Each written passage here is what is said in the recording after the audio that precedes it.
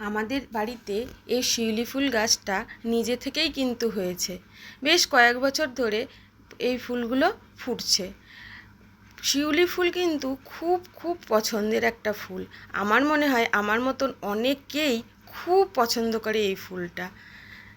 দুর্গাপূজা আসার আগে থেকেই কয়েকটা করে ফুটতে থাকে। তারপরে এই সময় পর্যন্ত বেশ অনেক ফুলই ফোটে। এরপরে শীতটা যখন বেশি হয় তখন কিন্তু একটু কম ফোটা শুরু হয়। আর সেদিন ছিল কয়েকটা গোলাপি রঙের জবা, একটা কাঞ্চন ফুল আর একটা নীলকণ্ঠ ফুল। আর আমি প্রত্যেকবার কিন্তু ঠাকুরকে কিন্তু নিজে হাতে মালা গেঁথে পরিয়ে দিই প্রত্যেক বছর। এটা আমার খুব ভালোও লাগে।